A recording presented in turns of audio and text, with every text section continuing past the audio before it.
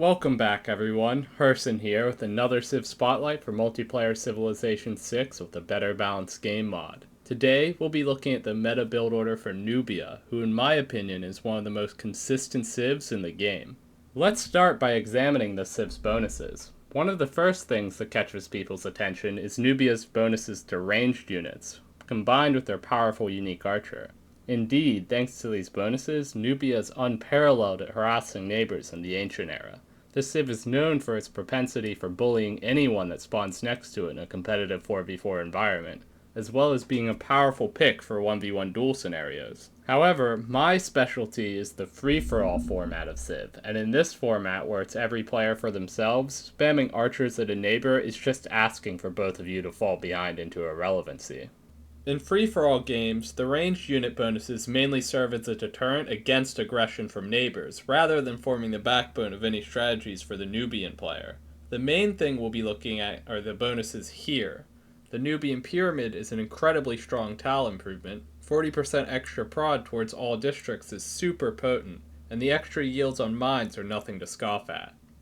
Furthermore, having access to a unique tile improvement and a unique unit in the ancient era, both of which grant +4 era score, practically guarantees you'll hit your first golden age every time, which is a very nice assurance to have. Allow me to step you through what a typical Nubia game looks like in order to understand how powerful these bonuses can be when used properly. Immediately, our spawn is looking pretty good. We have room for 2 +4 campuses and a natural wonder close by to our capital. Furthermore, we're fortunate enough to spawn surrounded by a ton of plains in all directions. We'll be getting more than enough food from our Nubian pyramids later, so the extra production provided by plains tiles is preferred to the extra food from grasslands.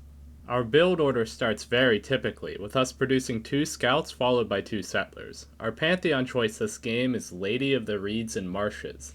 In the Better Balanced Game mod, the Pantanal Wonder was adjusted to also qualify as a marsh, and as a result, it benefits from the +1 production granted to all marshes by this pantheon. Furthermore, Nubian pyramids can be built on floodplains, so we'll be getting some value out of this pantheon in later cities as well. However, Nubia's pantheon can look very different depending on their spawn. To understand why, let's look at Nubia's spawn bias in the ubiquitous Better Balanced Starts mod. A big reason why I feel Nubia is such a consistent, powerful civ is because it has one of the best spawn biases in this mod.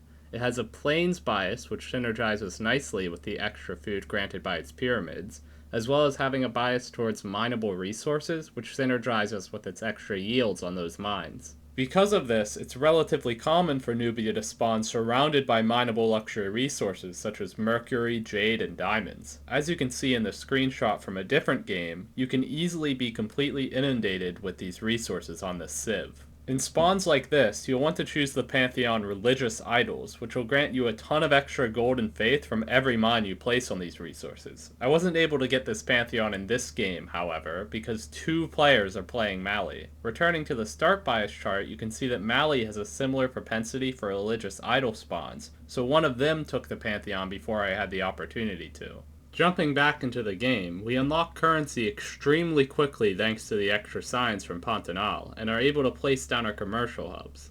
We take careful consideration of where we place our commercial hubs. You see, all of our cities have been settled with an empty, flat tile next to the city center so that we have room for a Nubian pyramid.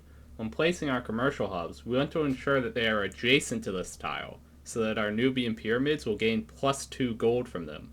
In our capital, we even expend a builder charge harvesting the wheat next to it so that we can make room for a powerful Nubian pyramid. Our district placements throughout this game take into account our Nubian pyramids. For instance, our second city places down this +2 campus as its second district. However, it's not merely a +2, not really. It's also granting 4 more science in the form of extra yields to the adjacent Nubian pyramids. Rewinding a bit, once our capital reaches 4 population, we make sure to keep its second district slot open so that we can place down a government plaza in the city. This is because we'll be playing a typical Magnus internal trade route opening, and we want to have the government plaza in a city as this district boosts the yields on internal trade routes sent to it. For more information on what a typical Magnus commercial hub opening looks like, be sure to check out my earlier video on this topic. In this game, we go for pen, brush, and voice as our first Golden Age dedication, as per usual, and go for the audience chamber as the first building in our government plaza. This is often the best option for Nubia, as the extra housing, food, and amenities synergize with the plain spawn bias. Between the food yielded from the Nubian pyramids and the housing and food from audience chamber, our cities are able to grow very large and work a ton of the high production yield mines we put in all of the plains hills around us.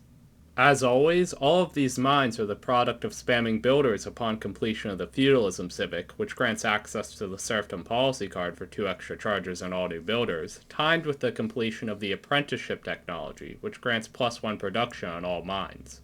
As the mid-game comes around, we have some very nice Nubian pyramids strewn about next to our districts. Just look at how pretty those yields are. We do, however, need to find a way to spend our faith, as otherwise it's just being wasted. Oftentimes, this will be done by placing a single holy site somewhere around turn 50 and founding a religion that looks something like this, which is designed to make it easy to spread quickly so you can faith buy buildings in your campuses and theater squares. However, in this game, we're fortunate enough to have found the city-state of Valletta. The suzerain bonus of this city-state allows us to spend our faith on buying city center and encampment buildings, which we make good use of over the course of the game. Nubia is not a particularly complex civ, but it's a very rewarding one nonetheless. The greatest value of this civ is its consistency, in a game where consistency can be hard to come by. It has some generically powerful bonuses, an incredible spawn bias, and its unique tile improvement and unit both being available in the Ancient Era guarantees you can always hit your first Golden Age.